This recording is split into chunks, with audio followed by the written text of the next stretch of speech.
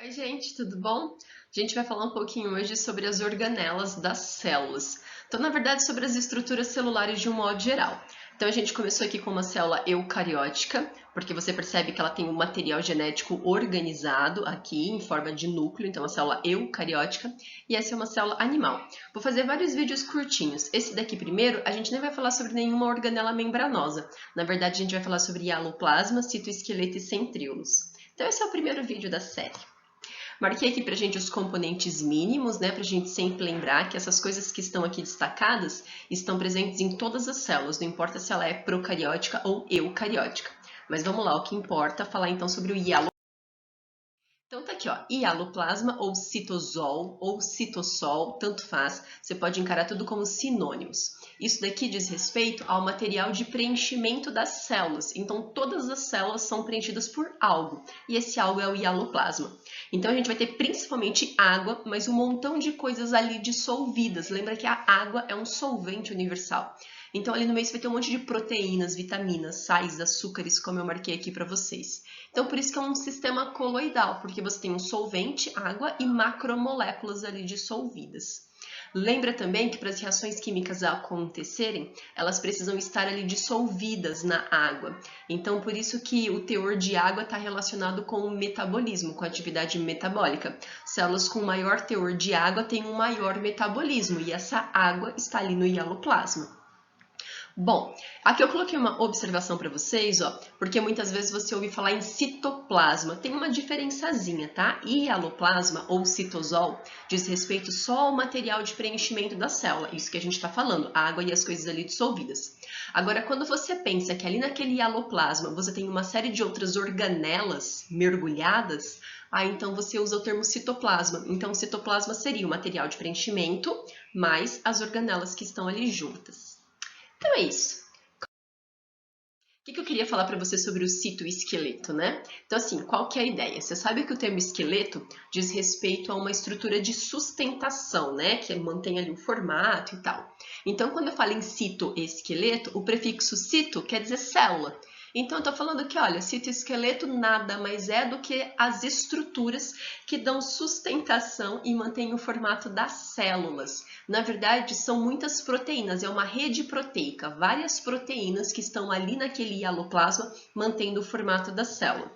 E aqui eu coloquei para vocês, né? Então, assim, algumas das funções. Então, além de manter a forma da célula, ela também ajuda, né, o citoesqueleto também ajuda a colocar algumas organelas no lugar. Como você pode ver aqui na imagem, por exemplo, você tem uma mitocôndria e essa mitocôndria está aqui, ó, ancoradinha, bonitona, ela não vai sair do lugar, porque ela está sustentada sobre essas fibras vermelhinhas que estão aqui como se estivessem amarrando ela, tá vendo? Então, essas fibras podem manter o formato da célula, podem ancorar organelas em locais específicos, podem permitir movimentos internos e externos. Então, a célula vai se movimentar graças a esse citoesqueleto. A célula pode dobrar a membrana plasmática para fazer fagocitose ou pinocitose graças a esse citoesqueleto. E a célula também consegue movimentar coisas dentro dela graças a esse citoesqueleto. Ele também vai ajudar as células a se ancorarem umas nas outras. Então, se você for pensar, por exemplo, em tecido epitelial, você tem várias células, uma do ladinho da outra, e o citoesqueleto é que ajuda nessa ancoragem. Eu vou colocar para vocês na descrição do vídeo alguns links que eu estou colocando aqui, ó, para vocês darem uma olhada, que são umas animações bem legais, mostrando um pouco desse funcionamento. Então, aqui você está vendo, ó, essas estruturas verdes aqui, ó, que parecem uns canudinhos. Esses outros canudinhos azuis e essas coisas vermelhas são os três componentes, ó, filamentos intermediários, microtúbulos e microfilamentos. São os três tipos de fibras que compõem o citoesqueleto. Geralmente, quando a gente desenha uma célula, a gente nunca desenha o citoesqueleto. Geralmente, a gente não está muito interessado nele. Como esse era o objetivo dessa imagem, ele está todo aqui esquematizadinho. Observação. Citoesqueleto você só encontra em células eucarióticas. Bactérias não apresentam citoesqueleto. Aí eu coloquei aqui para você os três tipos de fibras que formam o citoesqueleto, né? Mas nem precisa se preocupar muito com essas características, não. É só você saber mesmo o geralzão dessa questão do citoesqueleto.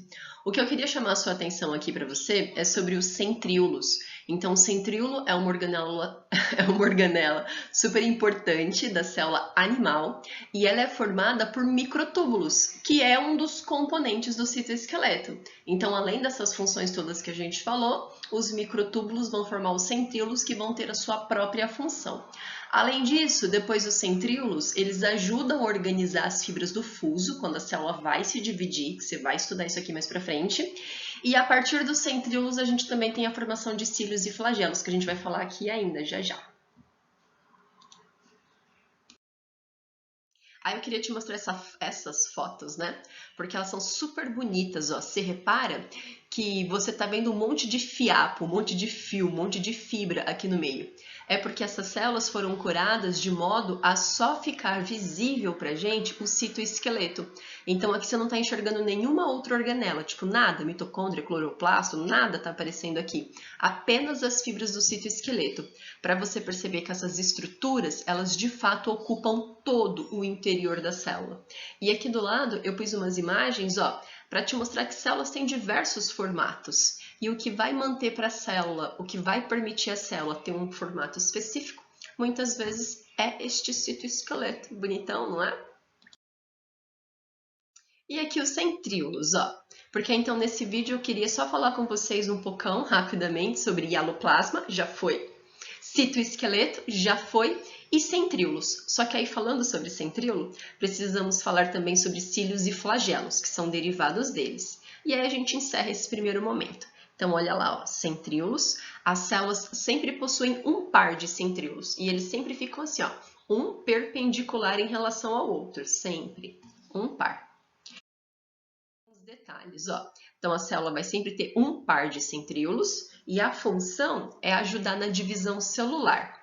E ele ajuda na divisão celular das células animais. Células vegetais não possuem centríolos, pelo menos os vegetais superiores, os que surgiram mais modernamente.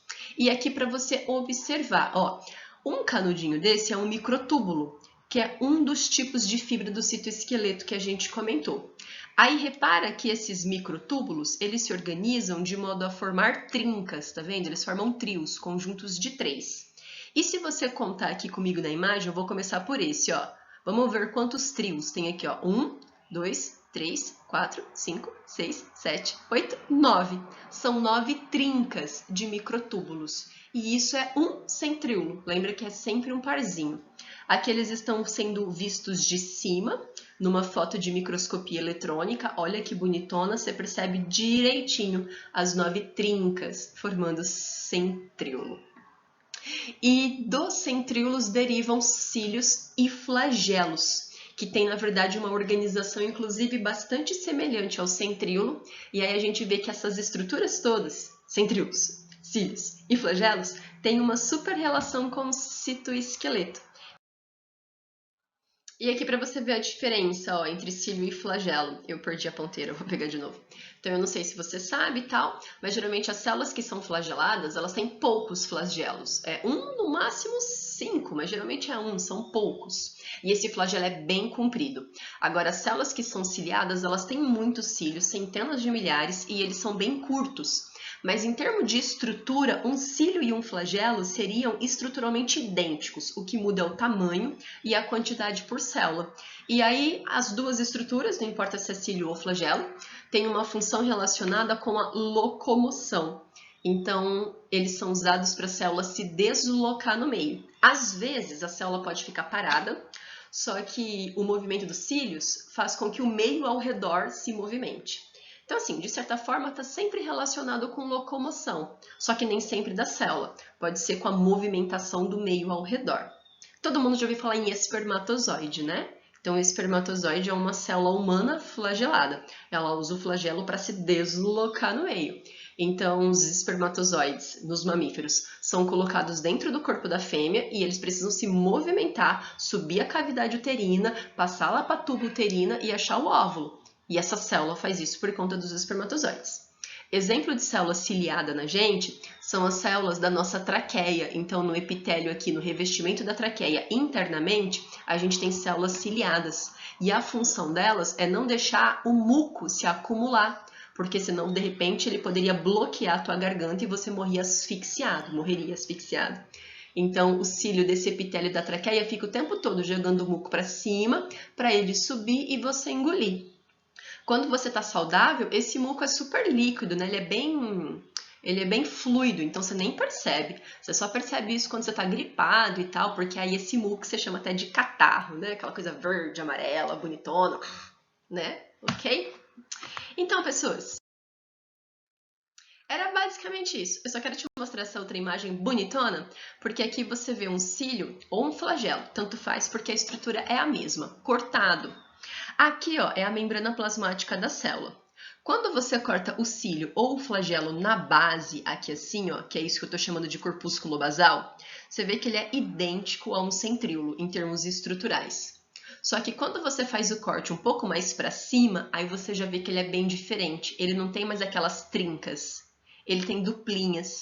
Lembra que são aqueles 9, continua tendo os 9 se você contar, só que não são 9 trincas, igual o centríolo, agora são 9 duplas. E aqui no meião você vai ter 2 microtúbulos centrais, coisa que você não tinha lá no centríolo tradicional.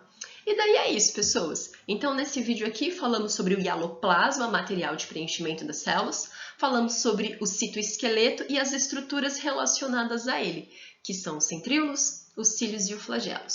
Daqui a pouco a gente se vê e continua estudando as estruturas celulares. Até mais!